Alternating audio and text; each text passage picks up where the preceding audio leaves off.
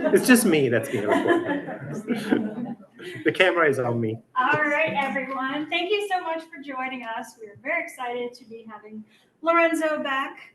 He's done a few programs for us in the past, and they're always a lot of fun because either he or the person he brings in are from that country, have lived in that country, and so they will be talking about their actual expertise in life, which for Lorenzo is in Italy. It is Italy, it is. So I'm going to turn it right over and get us started. Thank you, Katie. My name is Lorenzo. I'm from Milan in the north of Italy. I've been working at Northland for 7 years now with Katie and all of our librarians. This is the third or fourth installment of our Travel to Italy program. And obviously, every time that we do this, we try to share more stories, more recommendations, more suggestions, and to do something different. Tonight, obviously, we're going to talk about all of the most important, let's say, suggestions and stories, and we're going to share restaurants and in different cities that I love, how to make the best, to get the best out of your trip in general.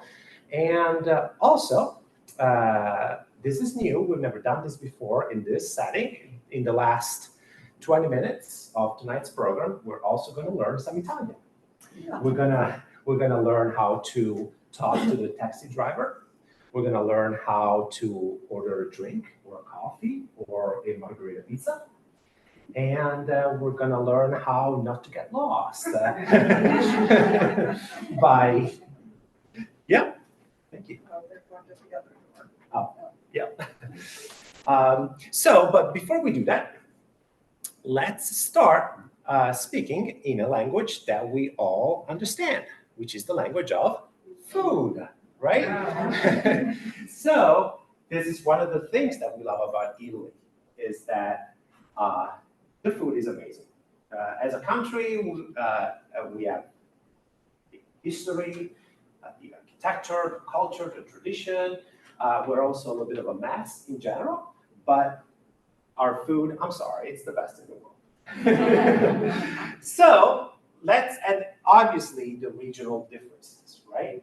For those of you who have been to Italy before, you know that going to a restaurant in Turin is not the same as going to a restaurant in Palermo, right? So we all have our regional recipes, and some of them have crossed over, obviously, to the United States, to North America, and but they have been changed a little bit, or let's say Americanized, right? So starting from the north of Italy, so we have, is there a pointer with this? Yes, in the middle. In the middle? Oh, there you go. So the truffle, okay? So this is the white truffle of Alba, okay? That is the specialty in Piedmont. The region is Piedmont, as you can see in the north of Italy, near Switzerland and France. My uncle, every year in November, goes truffle hunting. Okay, that's the season. And this type of truffle in the town of Alba, it's a couple of hours north of Turin. It is very special, very, very rare, and it's a combination. It can only be found in the wild, and due to the very specific conditions required for this type of truffle to grow, it can only be found in this region. And obviously, the effort of hunting them, along with the rarity of finding them, make these truffles one of the most expensive ingredients in the world. So, and this is the white one is the most expensive. It's sold for thousands and thousands of euros.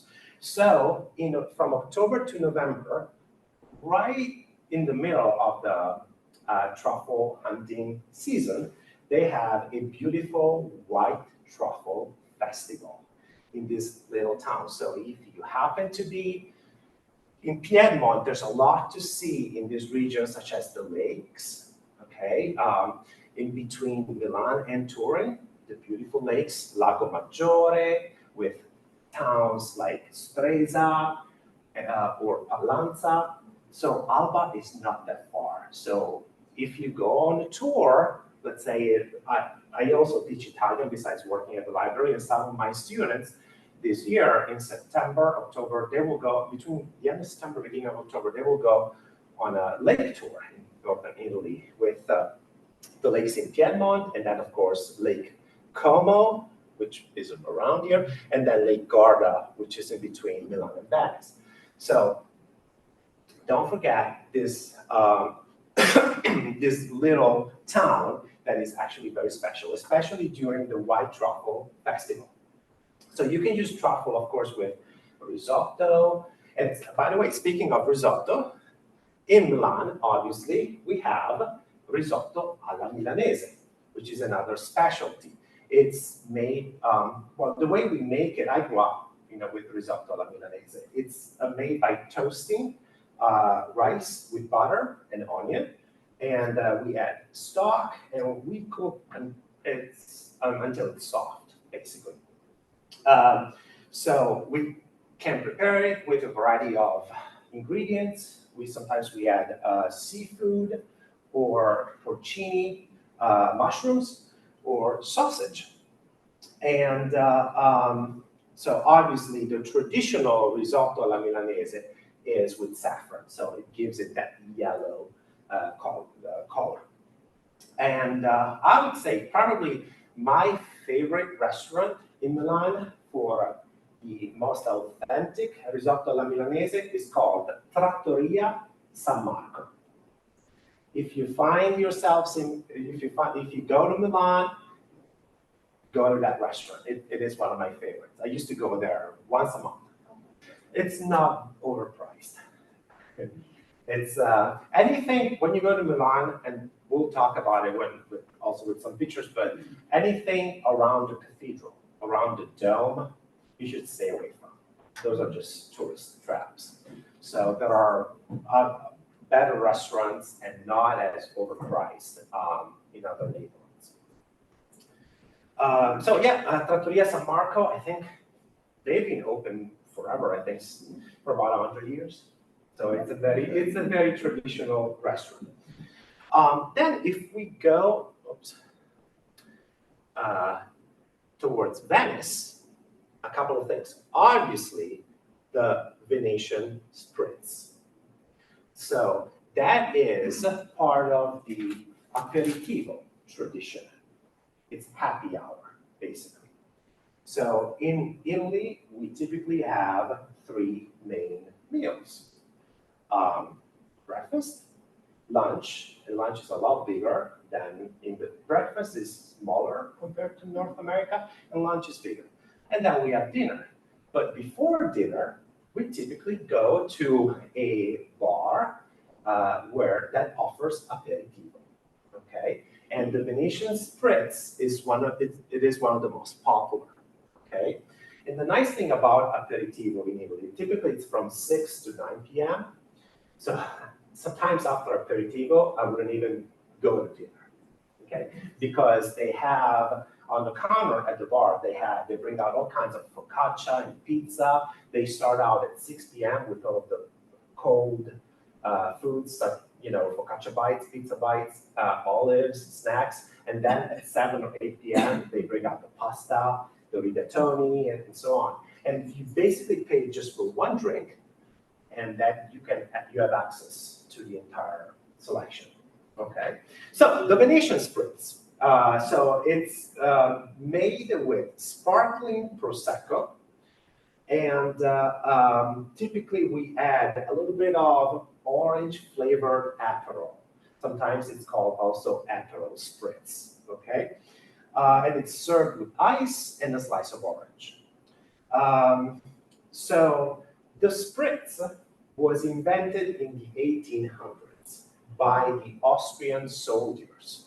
So when Italy wasn't united as a nation yet, we reunited in 1861. This area was part of the Austrian-Hungarian Empire in the 1800s. So we had Austrian soldiers that basically felt that our wine was a little too strong for them. So they would start adding more water to it. And so they were splashing basically water. So spritzen in German means to splash. Okay, then that's the name. It's one of the most popular pre-dinner drinks that we have in Italy. And it comes from Venice. So it's always nice.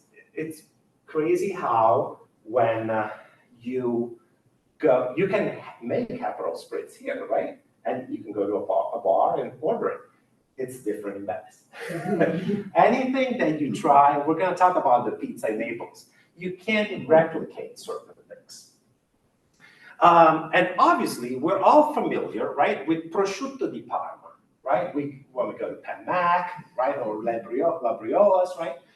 In Venice, though, they have another top-notch quality of prosciutto. It's called San Daniele. San Daniele. That is popular, I'm not sure on an international level, but definitely in Italy, it is very, very popular.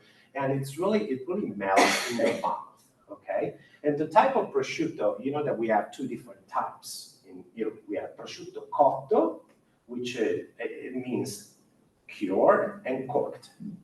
And prosciutto crudo, it's only cured. So the process is actually longer, okay, since it's not cooked. Okay, I don't think you can find San Daniele at Panmac. I think you can only find prosciutto di Parma here. If we go a little further south, still north, but this is the region of Liguria, right, near France. This is the pesto. Okay, it comes from Genoa, the town of Genoa. And so the pesto is really a celebration of two of the main ingredients that are available in this part of the coast. The small leaves of fresh local basil and the excellent olives that are available. So basil, olives, and then obviously you add more things to make pesto, like garlic, parmesan, salt, pine nuts if you want. One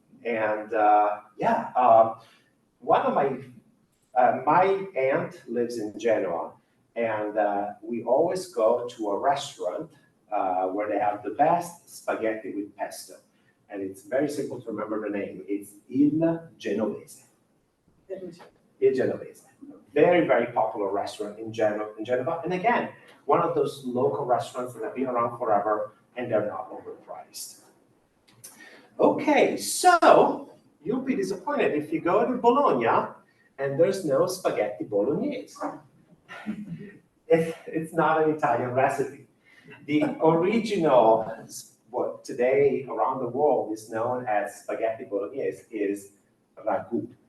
Okay, so the ragu alla bolognese is similar to the spaghetti bolognese that we know here in America. It's prepared with carrots, onions, celery, beef, and pork in a tomato sauce.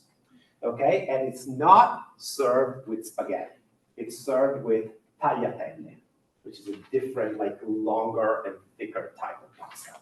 Okay, so you will never find, I think, a bad ragu in Bologna, but my favorite is Trattoria Anna Maria. The owner, Anna Maria, she prepares the ragu for like 8 hours before they serve it. So yeah, it's a dream. And obviously, Parmigiano Reggiano, right? There's a town near Bologna called Reggio Emilia, and that's where the Parmigiano Reggiano comes from. And we know that there are a lot of imitations around the world, right?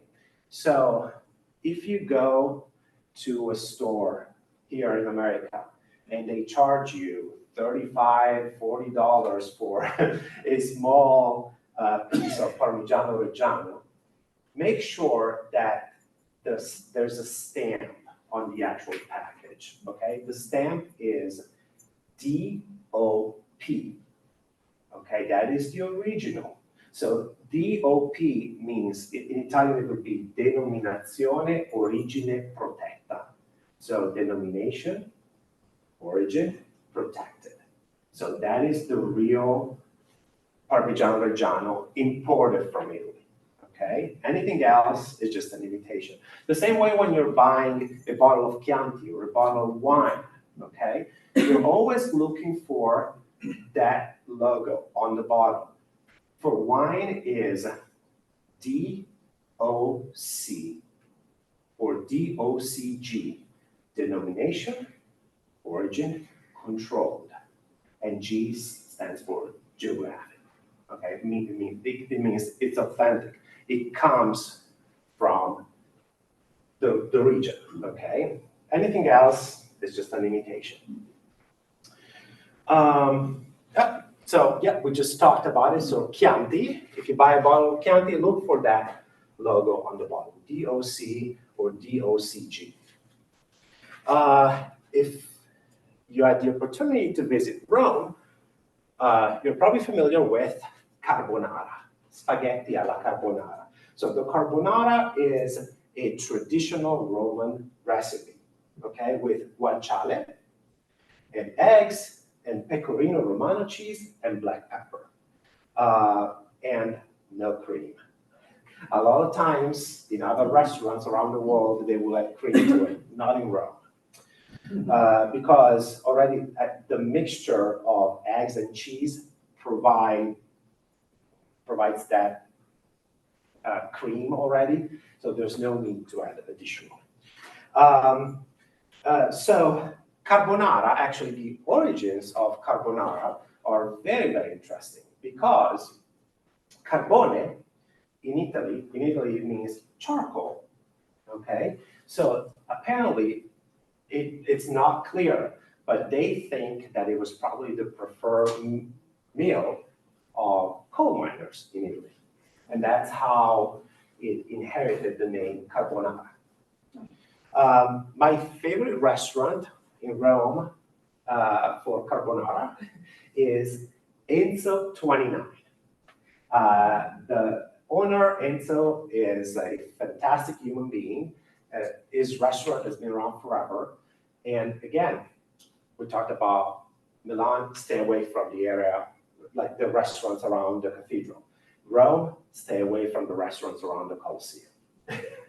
They're overpriced, and yes, you pay for the beautiful view of the Colosseum, but the food is not really the greatest. There are so many other options in Rome. Okay, if we go down to, I guess, Naples, obviously the famous pizza, okay? This is an example of pizza margherita with, so the colors obviously are the colors of the Italian flag. White, green, and red, right? So the basil, the cheese, and the tomato sauce. Why?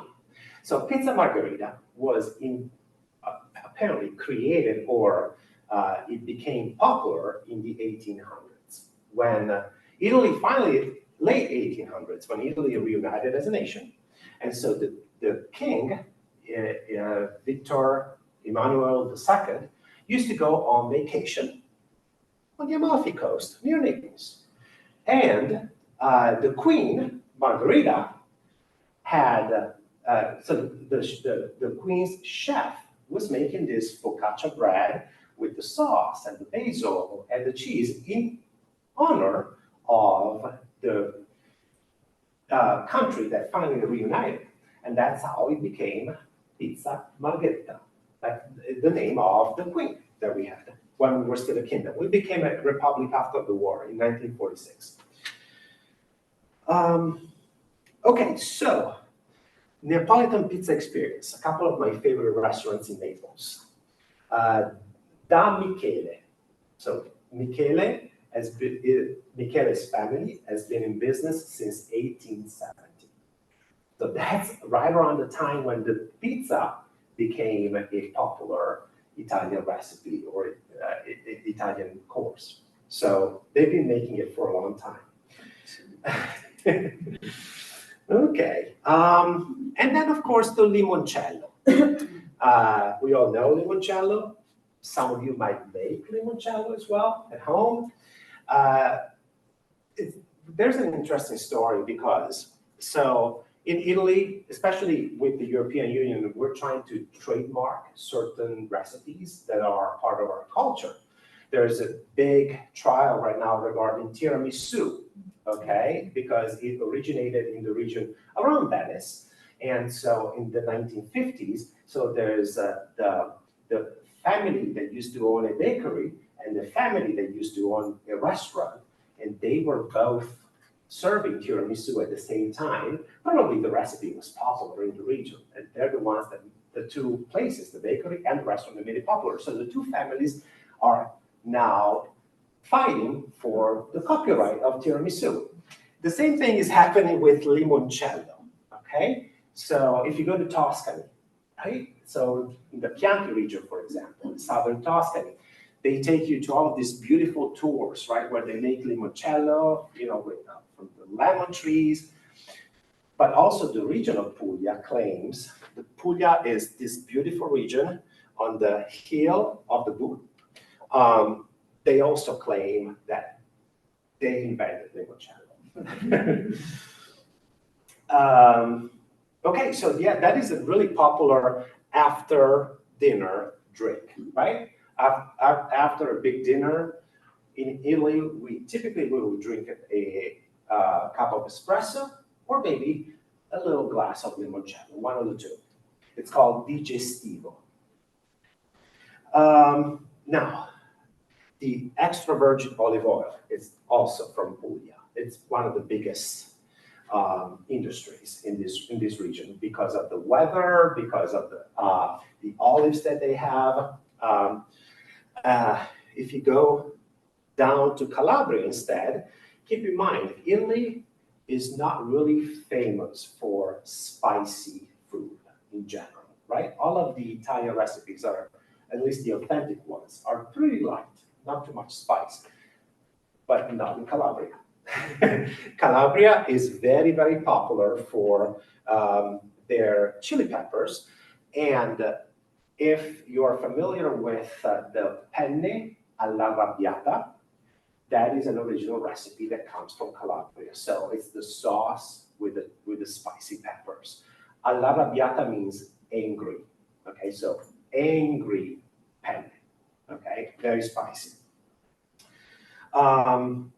Okay, Sicily, obviously, cannoli, right? We find them everywhere around the world. Actually, the ones that originate from Sicily are a little bit smaller compared to the ones that we would see at a bakery here, okay? And they, believe it or not, the recipe, I read that the recipe was perfected in 1686. So they've been around a long time, okay? Instead, for the gelato, instead, there's a little bit more of confusion in terms of when and how the gelato originated, but it definitely came from Sicily as well. In other parts of Italy and around the world, I always have the impression that if I'm having a gelato, tastes like fake gelato compared to the one that I had when I went to Sicily. What else? Oh, my uncle. My uncle is from Sardinia. He's obsessed. This is not very popular in other parts of Italy or around the world. This is called seadas. It's an original Sardinian recipe. So they're pastries, okay? They're a combination of sweet and sour, and they're typically a dessert. So there are big ravioli of rustic semolina pastry filled with lemon-infused pecorino. And then they're deep fried and drizzled with honey. Very, very good. Okay. Any questions so far? Sure. How can the gelato be so delicious all over the country? I had no idea that it originated way down there. Yeah. On the tour I was on, everybody was comparing the gelato everywhere we went, and we decided it was great everywhere. It is. It's even better in Sicily. The nice thing about gelato compared to ice cream, it is that I can eat a lot more. It's lighter. There's less fat. It's more natural. Less processed. Okay. Okay. So when I go to Rome, okay, when I go, typically, it's funny because we take everything for granted, right? I'm Italian, so going to Rome is just not a big deal, you know. The first few times I went to Rome, I didn't even pay attention to the history or anything. It wasn't until I actually had some friends visiting from the US that I had to take them around Rome. And, you know, at that point, I started visiting Rome as a tourist.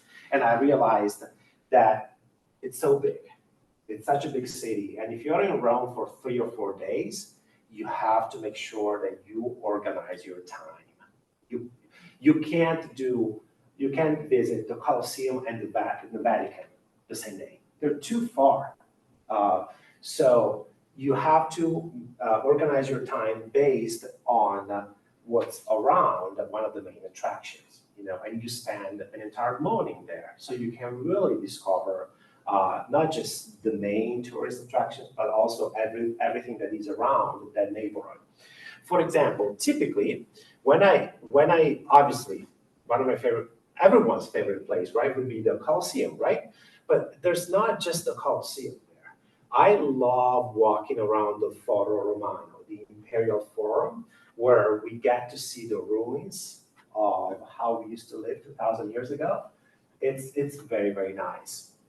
And also, there's another building. This is more recent compared to anything that you've seen in Rome. This was built in the 1600s compared to things that were built 2,000 years ago. But it's the altar of the fatherland. And that is another wonderful building. Let me see if I have some pictures here. So obviously, the Colosseum, by the way, one of my favorite tours was the night tour. Now they have night tours because I remember when I was in school, we went on a school trip to Rome and we saw the Colosseum during the day. The last time I went there, one of my friends that live in Rome, who lives in Rome, he said, "Why don't you try the night tour? It's amazing because they show you the Colosseum not as a spectator, but as if you were a gladiator.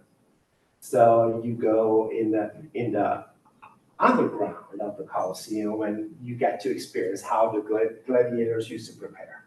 So it's very, very nice. And this is the Imperial Forum that I was talking about with the columns. And again, there are a lot of ruins, but you can really get a very good impression of how, you know, we used to live back then. And this is the beautiful altar of the fatherland, okay? Another, let's say I would do this like Colosseum, Imperial Forum, in the morning or in the evening. And then in the afternoon, one of my favorite places to go to is Piazza Navona in Rome, which is not too far from the Pantheon and near the Santa Maria della Pace Cathedral, okay? So this is a beautiful walk. So you want to spend like a good afternoon here. Piazza Navona is the artists' square, okay, where you see all of the different artists painting, creating things. They also have a beautiful open-air market, and they have beautiful restaurants and cafes. So that with the fountain, it's beautiful. And they also have a Steelers bar. Okay, so I'm sure you saw it in some of the local channels here in Pittsburgh. Sometimes they show it. So the owner, Giovanni, used to live in Pittsburgh. He lived in Pittsburgh for 12 years, and then when he went back to Rome, he wanted to open a Steelers bar. So that's the only one that you can find in Italy. I think there's only 3 in Europe. One in Rome, one in Paris, and one in London, I guess. So that is the only place where you can buy the Italian table towel. Okay. Last time I went, it was 10 euros. Maybe now it's 15 or 20, but it's wonderful. It has a picture of the Colosseum with the Steelers. It's yellow, and it's all in Italian. It's called Asciugamano Terribile. They used to sell it online as well, but then they had to stop selling it. You can only buy it there at the bar because otherwise people would. Well, also people would buy it online and then they would sell it outside the stadium here for $100. So since I think that the terrible towel trademark copyright, I think it goes to a charity. So at some point, one of the Pittsburgh mayors stepped in and he made a trip to Rome. He gave Giovanni the key of the city of Pittsburgh. So it's official. And if you go there, make sure you go in the evening after 5 p.m. because you wouldn't even see it during the day. There's so much going on around the square and the place is closed. It opens at 5 p.m. I remember going there and I saw a garage door. And so I had to ask the pharmacy right in front of where the place was supposed to be. And I asked, is there a bar here? They said, oh, they open at 5, you'll see. So I went back at 5 p.m. and everything was different. They had tables, chairs, table towels, Pittsburgh flags outside, so it's wonderful. Okay, so speaking of Piazza Navona, one of my favorite walks, and again, typically I would go to Piazza Navona in the afternoon, and then I would start making my way back to the Trevi Fountain. So this walk is amazing. That's where you find the best restaurants. Okay, some of my favorite restaurants: San Crispino al Pantheon. They have one of the best carbonara and ravioli alla romana ever. Armando, another great restaurant, and also Ristorante Le Cave. So this walk, again, it's not touristy. It's where the locals go, typically.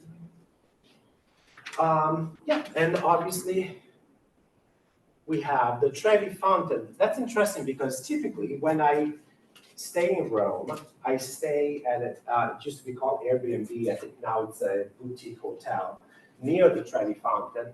And it's very, very convenient because I can walk to pretty much everything from there.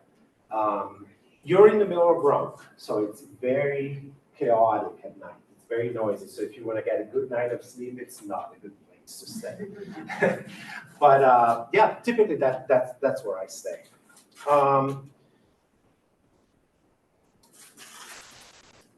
Another day, you might want to try this. So you go to People's Square, which is another landmark square in Rome. And then right behind the square, you go up on the hill, and there's a beautiful promenade. And you start walking through the beautiful gardens. So you're up on the hill, and you have a beautiful view of Rome. And by the way, another great restaurant, maybe for lunch, is called Il Brillo Parlante. And they have a mix of Roman and Tuscan food. Okay, it's amazing. And as you start making your way, you come down through the Spanish Steps. So that is a great walk. It's like an hour or 2 hours, but it's really worth it. And again, we talked about how St. Peter's Square, the Vatican museums, that is a separate day. So, and again, the lines are very long. You might want to try and buy tickets online, so you skip the line when you get there, okay? It's really worth going through the Vatican museums because they have, it's very, very hot inside, by the way. The air conditioning doesn't work very well, but it's really worth it, okay? And the funny thing is that the Sistine Chapel is at the very end, so you have to go through the whole thing. It's interesting, the one time I went with my mother, and she's always wanted to meet the Pope. or to go to one of the, typically the mass with the Pope is on Wednesday or on Sunday. How do you get in, right? So I asked around and they told me, oh, you have to talk to the Swiss guards, okay? So they are inside the Vatican Museum. You can go and ask the Swiss guards, hey, we would like to see the Pope. When can we get a ticket for it? So they will take you to an office, okay? They will take down your information. They will want to see your passport, and they will give you a pass, okay? After they check your information. Now, if you go on Wednesday or on Sunday, and the Pope is supposed to come out at 11, you have to be there at 7 a.m. Okay. Okay, Florence is completely different. My uncle used to live in Florence, and I never booked a guided tour in Florence, or I never tried to organize my time when I was in Florence. I just love walking around Florence, and the city is not as big as Rome, very walkable, and you can discover things on your own, okay, without stressing out too much in terms of, oh, I want to see everything. You can really see everything in Florence by just walking around, okay? This is the main square. It's called Piazza della Signoria. My uncle used to live like 5 minutes from the square. Obviously, you want to go to the cathedral, okay? It's called La Cupola because the shape, okay, of the building. And you can actually go all the way up here where you see the balcony, okay? Keep in mind, the steps to go up are very, very narrow, okay? This is one of my favorite places, obviously, the Galleria, the Academy. It's an actual school, okay? It's an academy. Obviously, one of the most important in the world, where Michelangelo, Raphael, Leonardo, they were all working there. And some of them were actually students. That's where they learned their craft. And that's where you see the original statue of David, okay? Sometimes they have one outside. That's a replica. It's not the real thing. Ponte Vecchio, that's the old bridge. That is a great walk in Florence. Keep in mind, well, it's famous for gold, right, and jewelry. And that's where, because of the gold and jewelry business, that's where also finance was born. And the banking system was born. And I think it was around the 1500s. And the first customer, obviously, was the bank, right? So today, if you walk around the old bridge, you will see all of these little shops, right? Where you can buy a nice necklace or a bracelet. It's very expensive. So you might, obviously, it's a once in a lifetime, right? Gift or purchase, but you can also find other markets in Florence, where you can buy a lot of nice little souvenirs as well. Yeah, but it's very special. Now it's very, very crowded. Okay, so there's let me check the name of the other bridge. I always forget. Oh, it's Ponte Santa Trinità, so the Trinity, Saint Trinity Bridge, which is right beside Ponte Vecchio. So that is also a nice bridge, and it's not as crowded. In case you want to take some nice picture, of the river, on the bridge, it's almost impossible with the vacuum. Okay, and then obviously, the Uffizi. This is one of the biggest museums in the world. Okay, it is probably the only one, if the only place in Florence where you need to be a little bit more organized because it's really big. Okay, so you want to study the map of the museum, because if you want to just visit for a couple of hours, you will not be able to see everything. So you want to make sure that you get to see the Leonardo masterpieces and the Raphael and Michelangelo. And sometimes, unless you plan in advance, you won't be able to see everything, okay? Or Venus, right? The Botticelli. Always for the Academy to see the statue of David, for the Uffizi, my recommendation is to buy tickets online, okay, in advance, so you skip the line when you go there. This is one of my favorite places. It's called Michelangelo Square. It's up on the hill, so from Ponte Vecchio, then you go up on the hill, especially at sunset. Okay, they have some nice kiosks there in the square where you can buy an Aperol spritz, or you can buy an aperitivo and enjoy the view of the city. Okay, okay, Venice. Obviously, we talked when we're looking at the map, right? We all want to see, when we go to Italy, right? We want to see as much as we can. We want to experience as much as we can. Now, keep in mind, Rome, Florence, Venice in one trip, let's say 12 days, it's doable, okay? You will not be able, instead, to go far south, Amalfi Coast or Sicily. You either go to Venice or you go to the Amalfi Coast. Rome and Florence are always in the middle. You can always get to those two cities, okay? So obviously, San Marco's Square in Florence, in Venice. It's one of the most beautiful in the world. The cafes are amazing. They have musicians playing music with the violins. You know, if you sit at that cafe, keep in mind a coffee is 15 euros and a cappuccino is 20 euros. Okay, but you're paying for the the entertainment. So when you arrive in Venice, let's say from the train station or from the airport with the Vaporetto, which is the water taxi, this is the first thing that you see, right? So it's the Palazzo Ducale. So it's one of the symbols of the Venetian culture. It used to be the seat of the government and the Palace of Justice at the height of the Venetian power.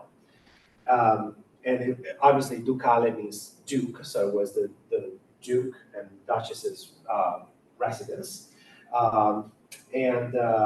So it is really one of the places, one of the historical places when you go inside and you see all the different conference rooms, that's where all the decisions were made in terms of Venice obviously was an important place for the Europeans, to get to the Middle East or the East, to get to India, to get to Asia in general.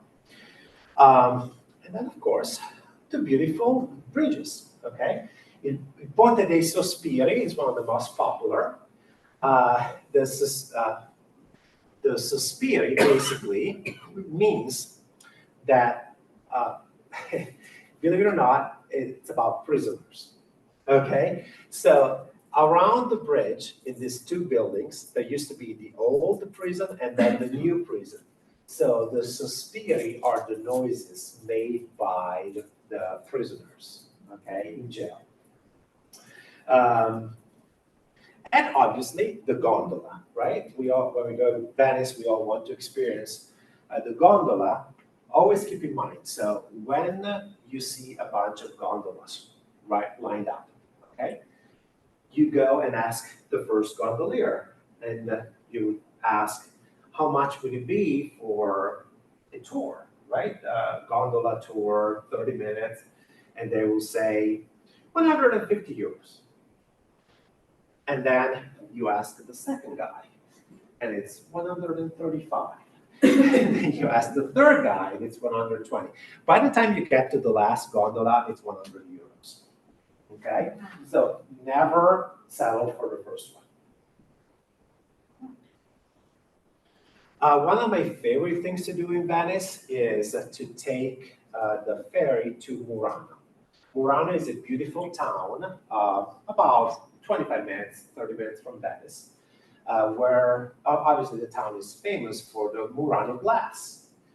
And they have all of these beautiful little shops where they show you how to actually make, how they make the glass. A bunch of different workshops as well. It's amazing. Okay, and again, if you go to Milan, you can do Milan, Venice, and Florence, and maybe Rome in one trip. Okay, so the dome, obviously, the cathedral, that's the heart of the city. Keep in mind that this is where the gallery starts and it goes all the way down, so it's really long, and they have, you can do some serious shopping here, for sure. Keep in mind, so the dome, right behind the dome, there's a kiosk where you can buy tickets to actually go all the way up to the rooftop, okay? I think it's 15 euros. And there's a part with the elevator where you get to almost like the second level. And then there are some steps, but they're very comfortable, okay? So you actually get to see the masterpiece, so the architecture up close.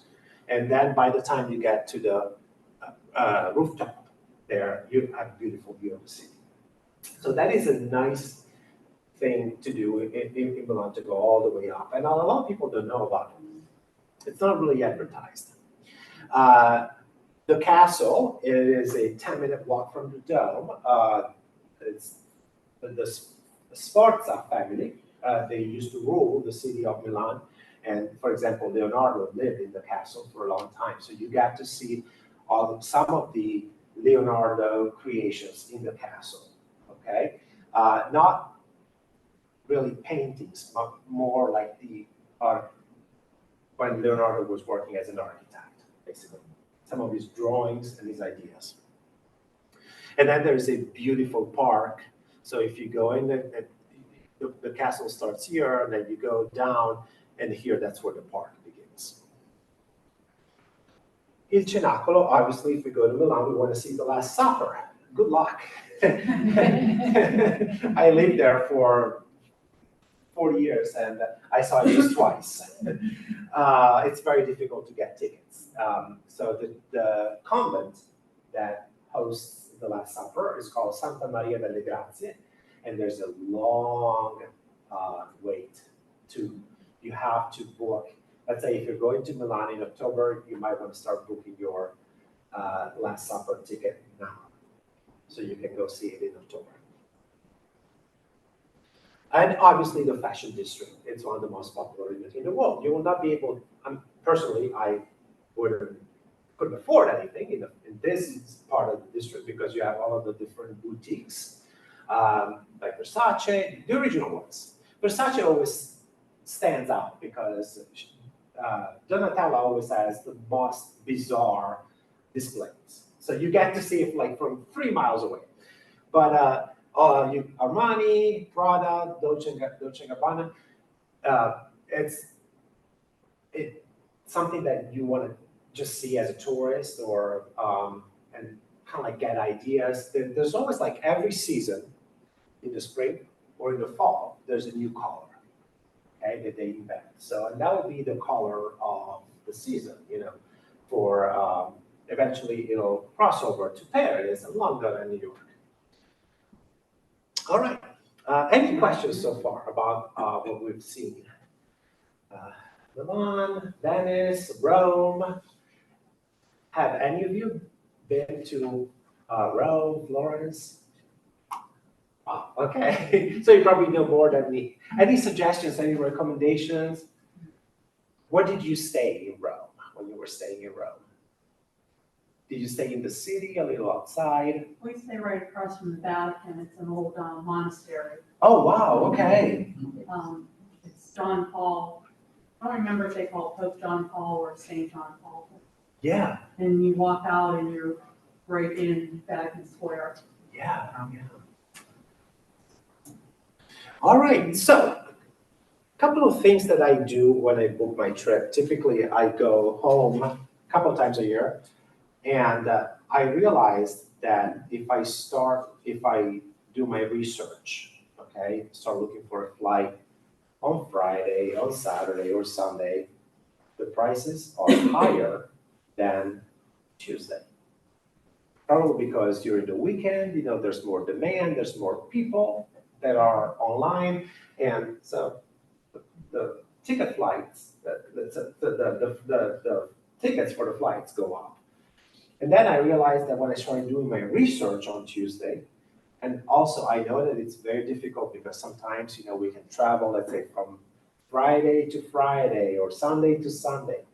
But if we also not only do our research on Tuesday, but we travel from Tuesday to Tuesday, so we cut out the weekend, we can get a better deal. Now, I love the Pittsburgh-London flight to go to Italy. With British Airways, it's in the evening, 9 p.m. It's an overnight flight. It's very, compared to other flights, it's very quick, very fast. You get to London sometimes in 5 hours and 30 minutes. And then once you get to London, then you have a connecting flight to Rome or Milan. It's not as complicated, especially the flight back. When you fly back from, let's say, Rome, London, and then London, Pittsburgh, you land in Pittsburgh, and that's your final destination. Yeah, and so you can clear passport control, everything in Pittsburgh, in our airport, so laid back compared to having to connect in New York City, Washington, Philadelphia. Yeah. Okay, so we talked about this, okay? So we have, obviously we want to experience as much as we can, but we don't have to overdo it by planning too many cities in a short amount of time. Okay, so doing Venice and Sicily in the same trip, probably not a good idea.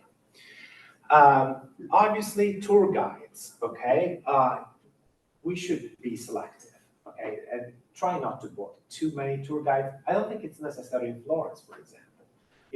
Maybe in Rome, maybe a couple of guided tours, okay?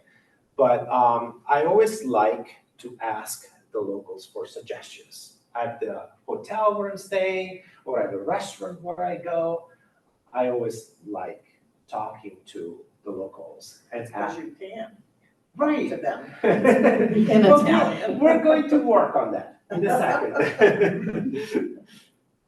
Okay, so obviously, right? So Airbnbs, right, are very, very popular right now. Now, obviously, with the subway system that we have in the major cities, probably in Milan, it is a little bit more efficient than in Rome, because in Rome, every time they're trying to build something underground, they discover different things that they can't touch. They're part of the UNESCO, and so they have to stop the project for the subway station. But in general, as long as you're close by, you're near a subway station, you don't have to be in the middle of Rome. You don't have to be in the middle of Florence or the middle of Milan, okay? Now, if you're booking an Airbnb, make sure that there's a phone number, and before you book it or right after you book it, make sure that you call and you talk to a person, okay? Because you might arrive in Italy, and this is what you will find, okay? So be aware. That's what I do. I always call, just to make sure that I'm talking to a person, and I tell them who I am, and I want to know how am I going to get the key when I get there to the apartment. Okay, obviously we need a passport. It's a no-brainer. Always keep this in mind. Sometimes, because I go so often, and I always remember to check that my passport is valid. So basically, let's say, because there's a 3-month period before your expiration, okay? Let's say if your passport, if you're planning to go to Italy in September, and your passport expires in November, you think, oh, I'm good, it hasn't expired yet. You're not. It has to be 3 months, okay? or sometimes also 6. I think they're changing, right? Is it 6 months now? I think so. Yeah, because I remember the last time that I went, I thought, I checked my passport and I thought, oh, I went home for Christmas and my passport expired in January and, I thought, okay, I'll be fine. And instead, I looked, I think 5 or 6 days before my trip, and I had to rush to Philadelphia to get another Italian passport at the consulate. So keep this in mind, okay? Always check your expiration date and make sure that it's valid for at least 3 months beyond your intended date of departure. Yeah. What is the reason for that? Why? Because as a tourist, you're allowed in the EU for 90 days. After that, you're not a tourist anymore. Oh, Okay? And you need a different visa. I see. Okay? So you can go as a tourist. Let's say the same thing is vice versa. If I am an Italian citizen and if I live in Italy and I travel to the United States, I can stay for 3 months as a tourist with no visa. If I stay longer, then I'm not a tourist anymore. The same thing works for American citizens that travel to the EU. So you can stay in the EU for 3 months and then you have to come home. Okay, this is brand new. It's called Mobile Passport Control for American citizens. Okay, so you can actually, you have to submit your paperwork to the American government in order to receive the authorization to have your passport on your phone, okay, through a mobile app. And at the airport, when you come back to the US and you have to go through passport control, they have a fast lane. So you don't have to go through the usual passport control lane. You don't need to talk to an agent. You don't need to talk to anybody that will ask you how long you were gone for, how many bottles of Prosecco you bought and you're bringing into the country, nothing. Just go through. Okay, I haven't tried it yet, but I have some friends that have been using it in the past 2 or 3 months, and it's really like a fast lane, just go through. Especially if you're connecting at JFK or LaGuardia, it's great. Okay, so your phone will not work in Italy unless you apply for an international plan with your provider, okay? Whether it's Verizon, AT&T, or T-Mobile, okay? You need to activate an international plan. Otherwise, your phone, you will not be able to make phone calls. And obviously, we always think, okay, well, when I get to the hotel, I have the Wi-Fi. I made that mistake once because I thought, well, I don't really need an international plan. When I get home, I also have, in Milan, I have an Italian phone. So it happened that I was traveling, I was connecting in Germany and my phone wasn't working. I had to call my cousin that was waiting for me at the airport in Milan and I couldn't call him. So it's nice to have a phone that works throughout your entire trip. It's not that expensive, it's like Yeah. $10 a day. If you're gonna spend more than $10 a day by just charging it and Yeah. a $50 package or something, it's good for 10 days, so. For sure. Yeah, it's. For sure, it's worth it. So you don't have to worry about it. You don't need to worry about connecting to the Wi-Fi, finding the Wi-Fi.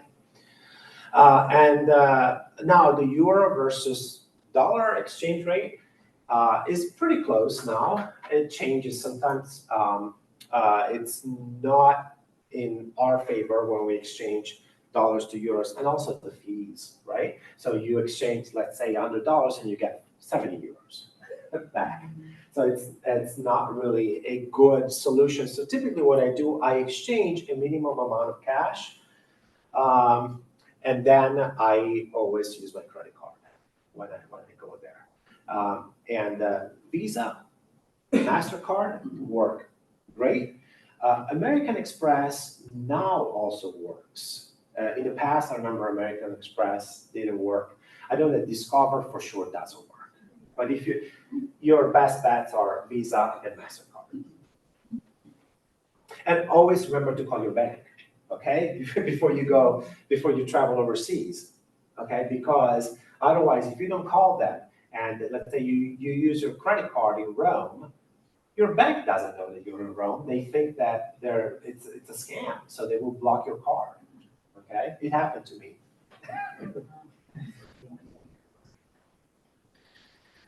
Okay, so Italians obviously are obsessed with bella figura. What does that mean? The beautiful figure, okay? So obviously I think it started at the height of the Roman Empire, right? And also the Renaissance took it to another level. Obviously, we don't really need to take expensive clothes with us when we go, but also we don't want to stand out. Okay, so as an Italian, I hate to say this, but obviously we're very judgmental. We judge a book by its cover. That's the way the culture is. Okay, and also, on a serious note, there's also a reason, right? Outside of, let's say, the basilicas or cathedrals, you will see signs like this that would not allow entry in case you're wearing something that's not appropriate. Okay, and also sometimes certain restaurants, bars, and clubs, they have a selection at the door. Okay, so one of the questions that I get all the time is, should I rent a car? And typically, when I go home, and let's say my mother lives in Milan, my sister lives in Rome, my uncle lives in Florence, I just take the train. It's easier. We have an excellent public transportation system. The railway is great. Not as awesome as in Germany, but it's pretty good in Italy. So you can really go from north to south. Okay, now they have the bullet train from, let's say, Milan to Rome. It used to be a 4-hour train ride. Now it's like a 2-hour train ride with the bullet train. It's called Freccia Arrow. Okay, so this is the website, okay, when you can start planning your trip in case you want to travel around the country. It's trenitalia.com, okay? You can also change the language to English, okay, and look for your trains, okay?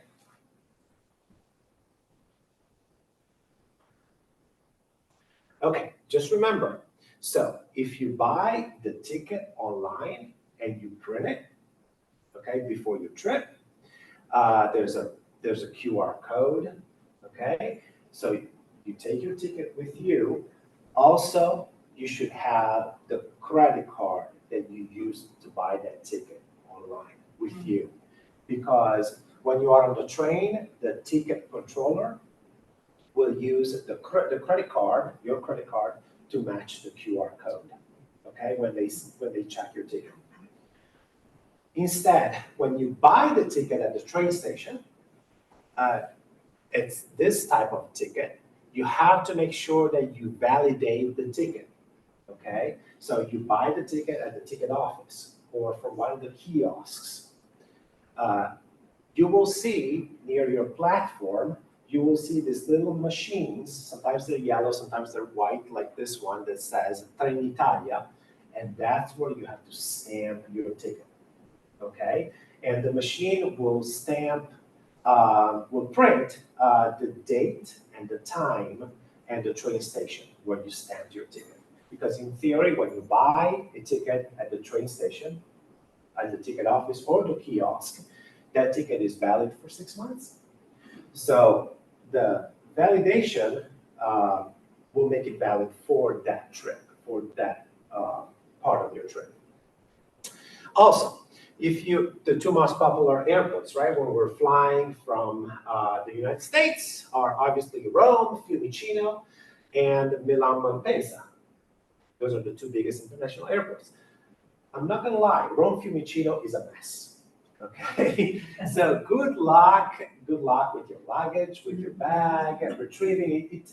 Be patient. It takes 2 or 3 hours to get your bag, sometimes.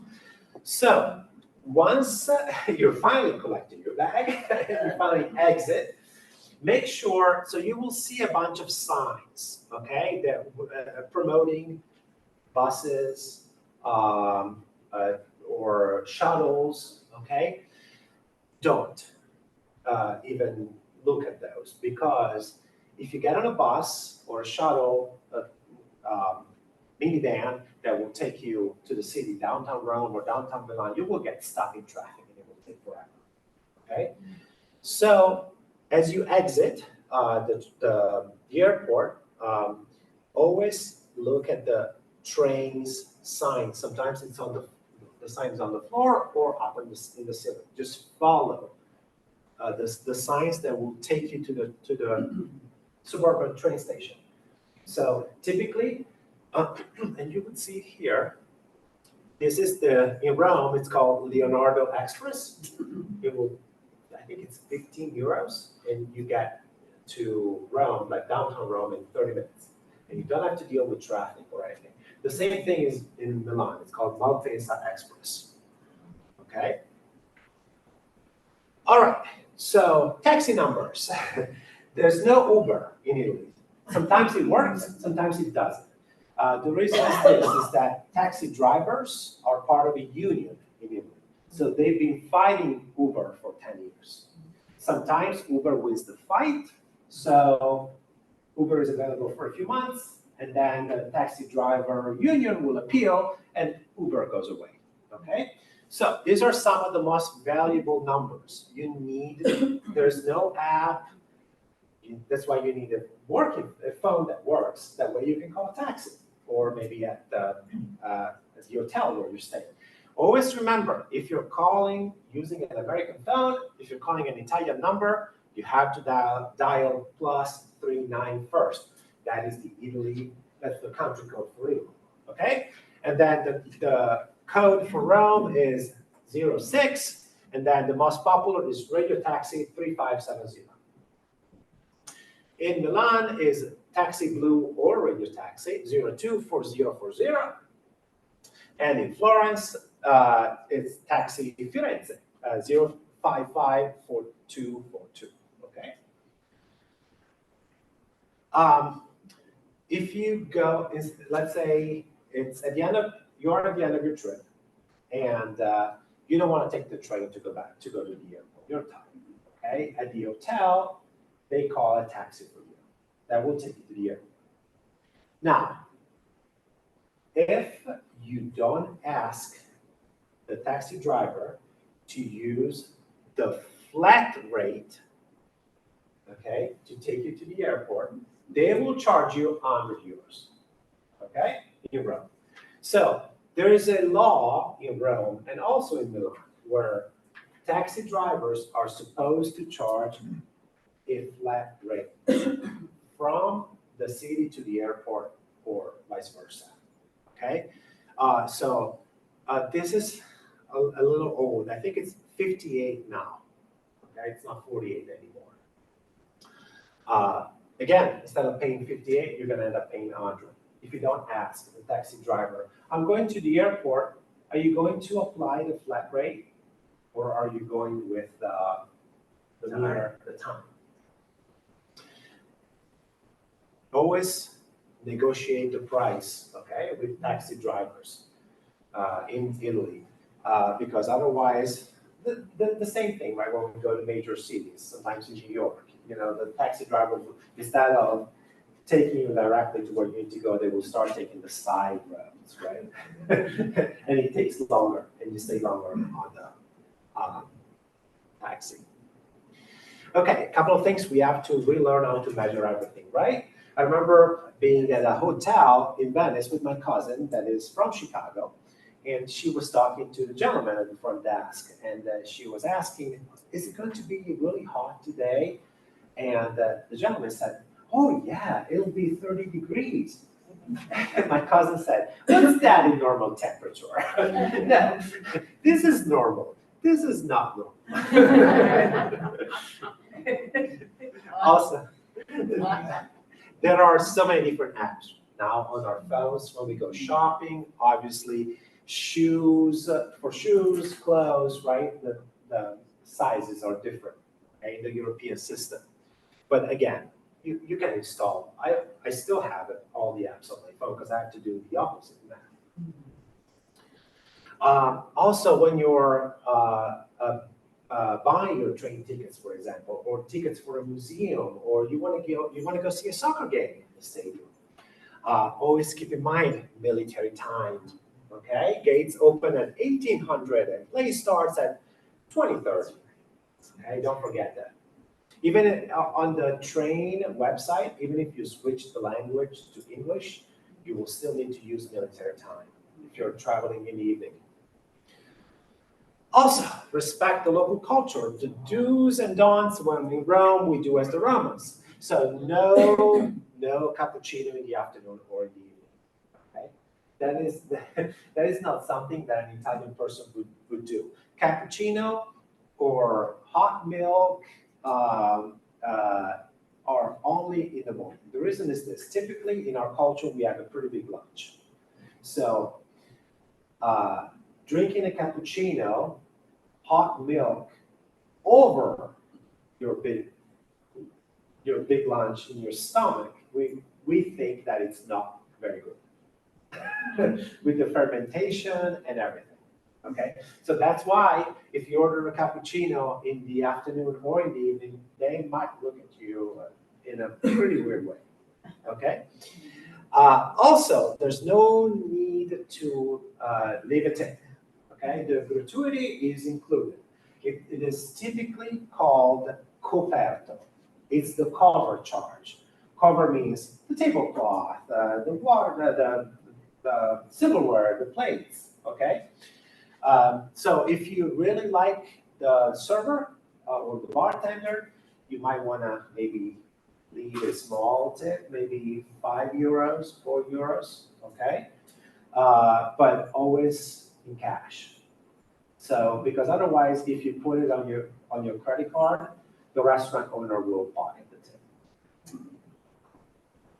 And this is a tradition that goes back, obviously, to World War II, where it wasn't safe to drink tap water.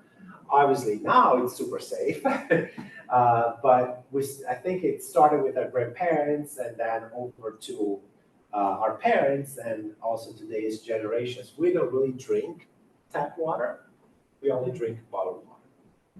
So if you ask for tap water at a restaurant, you might not get it from the sink. Yep. Okay. And obviously, you want to learn. If you've been to Italy, you know that you can get by with English, sometimes in the major cities. And obviously, we also like to go to small villages, sometimes in Tuscany, all of these beautiful towns. And in small villages, people would not speak English.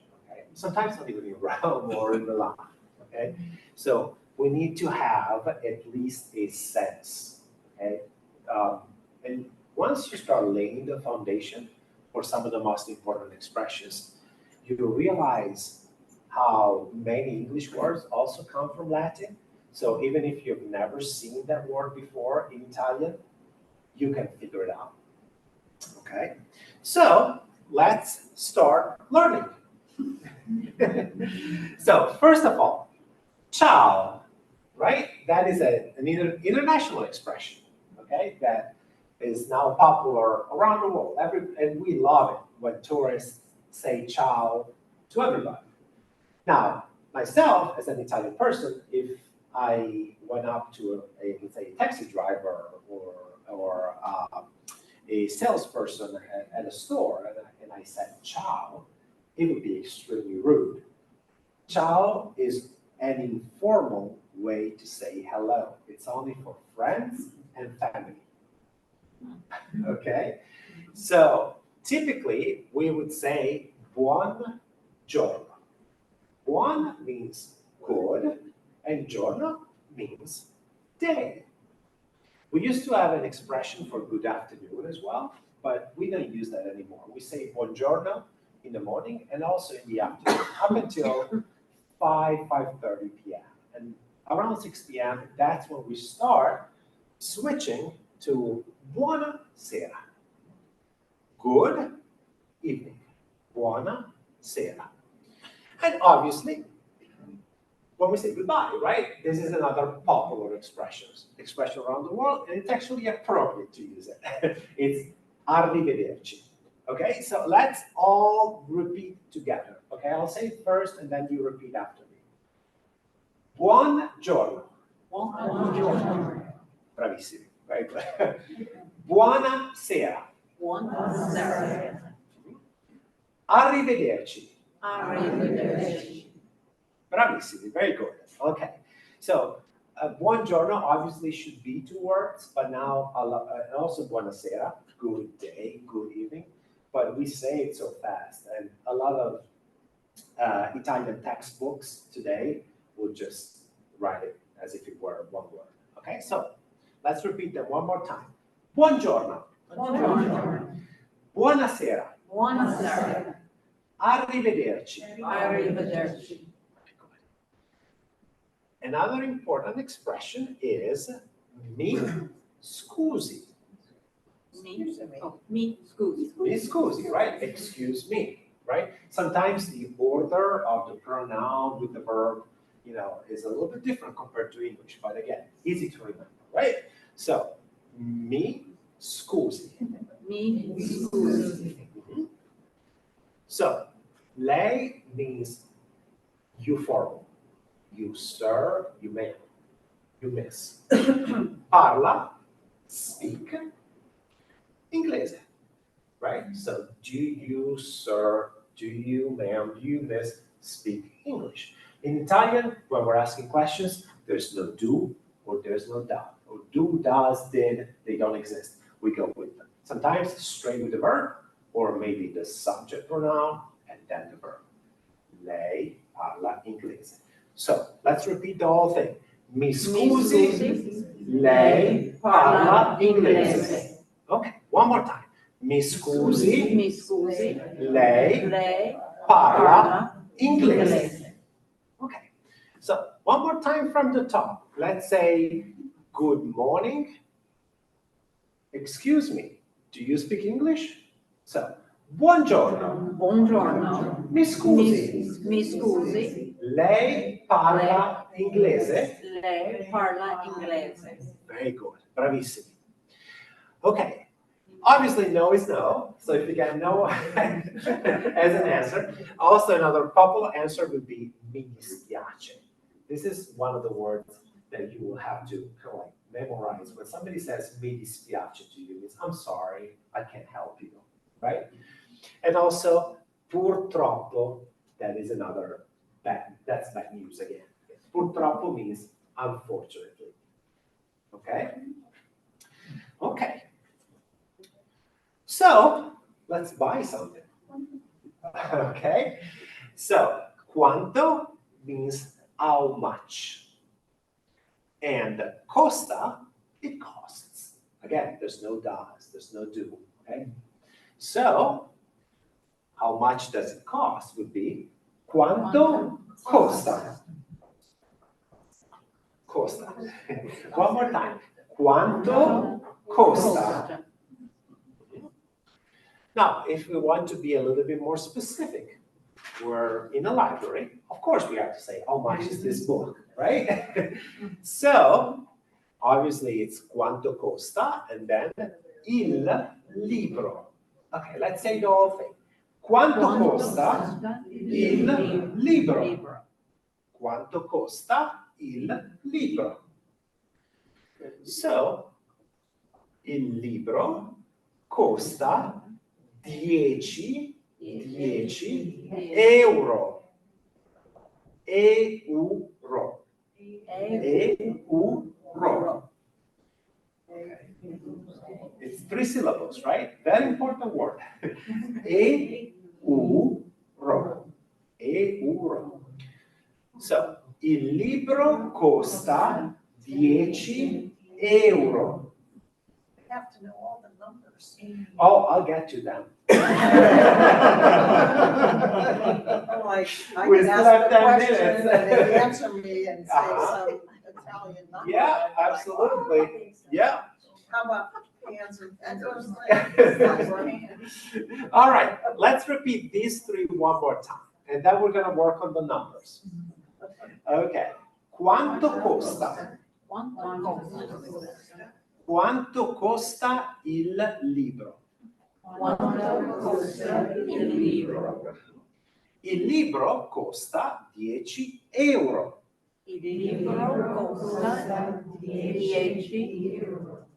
Euro. And by the way, euro, well, I lived it in 2001. When it was introduced, they decided that it was going to stay just the noun in itself, singular. It's not like in English, it becomes dollars, euros, right?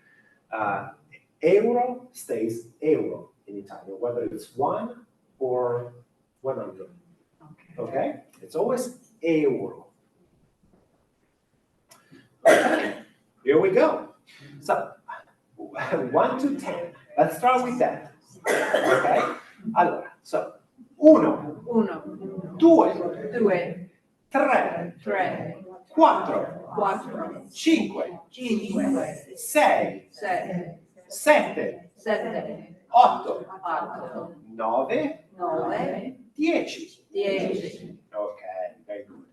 All right, now we're going to practice what you're going to hear. Keep in mind, uno is 1 in math. If we're saying €1 or €1, the O goes away. So it's un euro. Okay, so it's not uno euro. Uno is just a number in itself.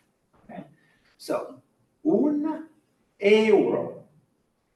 So let's repeat 1 to 10 with euro, because that's what you're going to hear. €2, €3, €5, €10, right? So let's practice that. Un euro. 2 euro.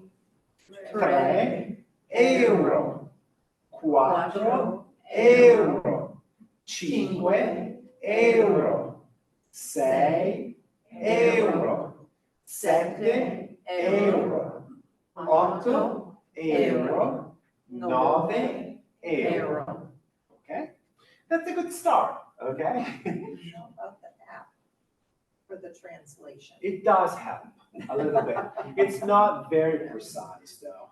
Sometimes you type something since the structure sometimes, we talked about mi scusi, right? Which would be me excuse. So sometimes it's just the structure doesn't work.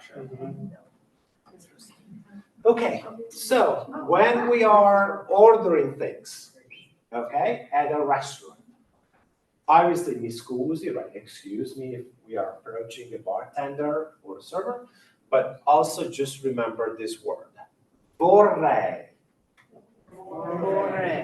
I would like. Okay, so that's an important one. And then if you don't remember the Italian word, it doesn't matter, but at least the first approach, right? It's something that they're familiar with, okay? So let's practice this for a second. So un bicchiere, that would be a glass. D'acqua naturale, okay? Just remember, we talked about bottled water. It could be still water or sparkling water in general. So you always want to be precise, okay, when it comes to when you're ordering a bottled water at a restaurant, okay? So you want to explain. You can say, if let's say, even if you say that in English, still water, they might not understand. If you say natural water, because in Italian it would be acqua naturale. So they understand it better, okay? If you say, if you also want to be a little bit more specific, you can say no gas, okay? Okay, so because another word for still water would be non gasata. So an Italian person, even if they speak English a little bit, but not very well, they would be able to understand it. If you say, oh, natural, okay? Or no gas, okay? Or with gas. So let's try a glass of water, no gas, okay? So vorrei un bicchiere d'acqua naturale. Bravissimi. Excellent. Very good. Very good. Okay, let's go down here. Let's order a glass of wine. How about that? So you could say vorrei, obviously, and then ordinare un bicchiere di vino. Okay, so one more time. Vorrei ordinare un bicchiere di vino. Also, keep this in mind. If you say this, vorrei ordinare un caffè. Caffè in Italy is an espresso by default. Okay? Because that's the most popular coffee that we have. So, if you want an American coffee, you can order it, but you will have to say vorrei ordinare un caffè americano. Okay? Good luck with that. We're not very good at making it. But you can ask. Okay? So a couple of other crucial words here. So il coperto. We talked about the cover charge at a restaurant. So you will see it on your check. Okay, at the restaurant, it's called coperto. So instead of a gratuity or a tip, you will be charged per person. And if it, depending on the restaurant, if it's a low-key, casual pizza place, it might be, let's say, €3 per person. Okay, if it's a little bit more of an expensive restaurant, it could be €6 or €7 per person. Okay, so you will see it, actually. It's called coperto, multiplied by the number of people at your table. Okay. When we're looking at the menu, of course, il primo. Oh, sorry, I skipped antipasto, the appetizer, right? But we know that. And then obviously, primo means first. Secondo, second. Contorno. Contorno means around. Okay, so it's the side. The side. So let's go over these words one more time. Antipasto. Il primo. Il secondo. Il contorno. Okay, bravissimi. Great class. Okay, and obviously we know insalata, right? Dolce, that would be the dessert. And then obviously vino. Okay, before we talk about the taxi and how we interact, let's just remember how an address would work in Italy. Let's say if I stayed at Hotel San Marco in Murano, okay?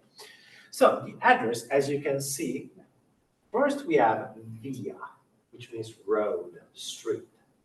Then Napoleone, the name of the street, the name of the road, and then the number.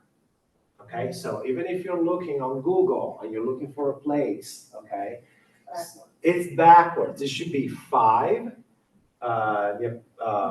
Napoleon Road, Napoleon Street. Okay, so via typically means road or street. Strada also means street. Corso is bigger. It's like an avenue, okay?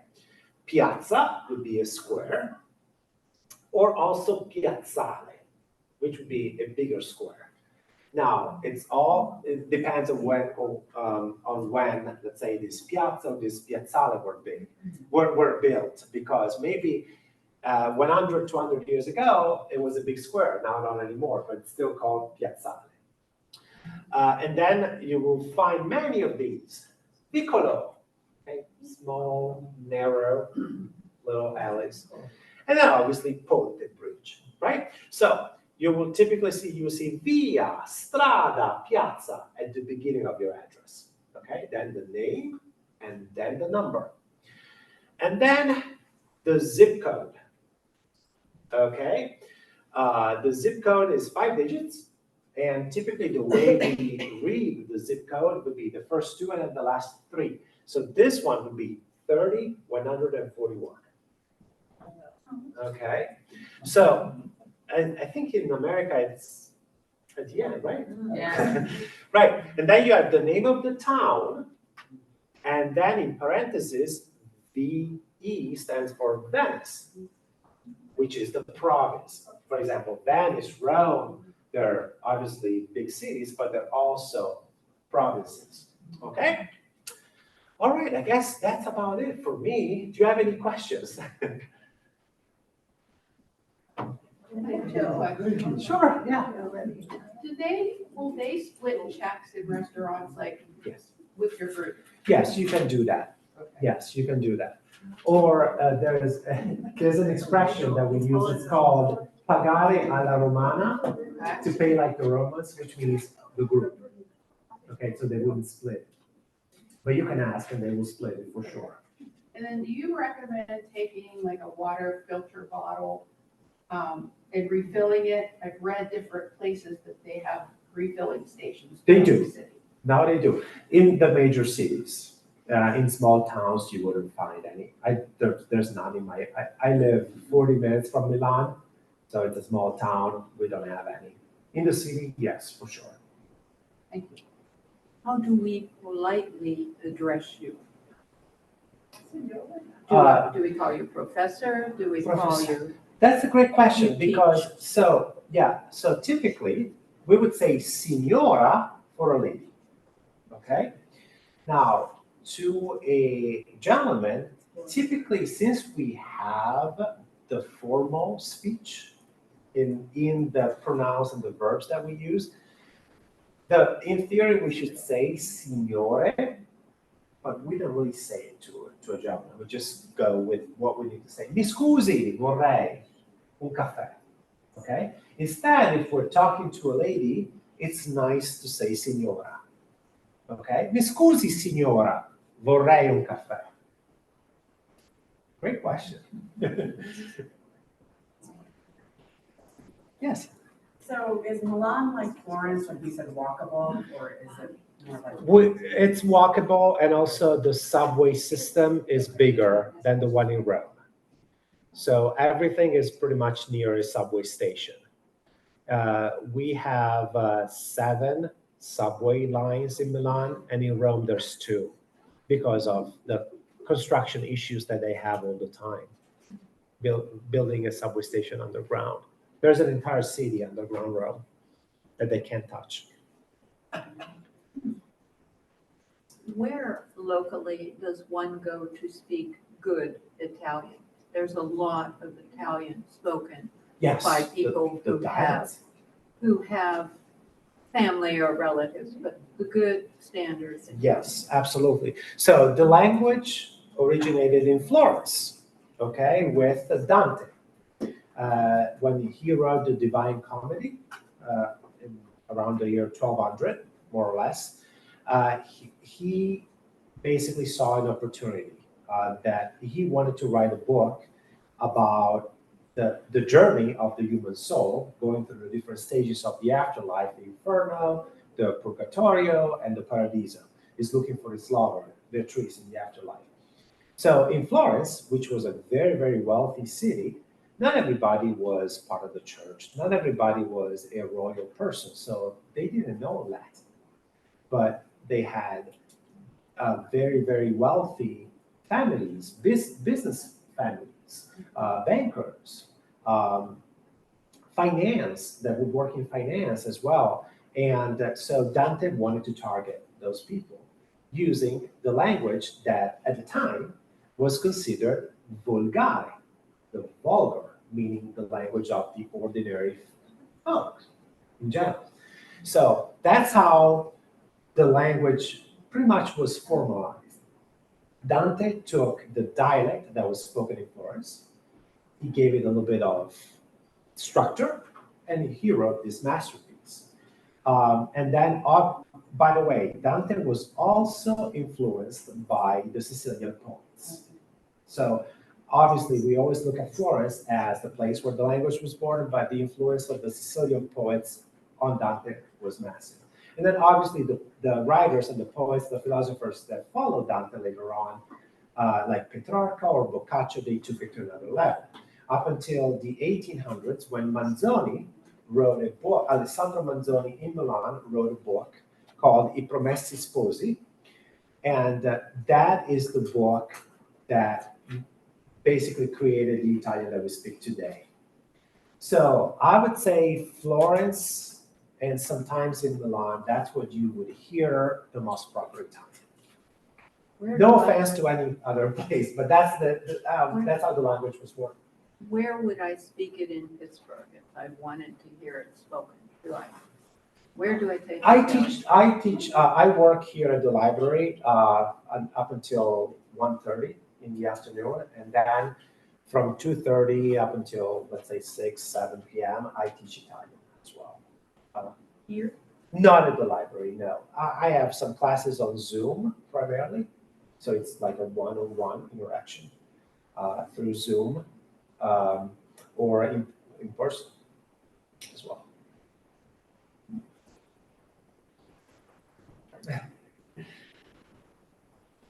All right. Thank you so much. Thank you. Here's my contact information in case, again, you want to improve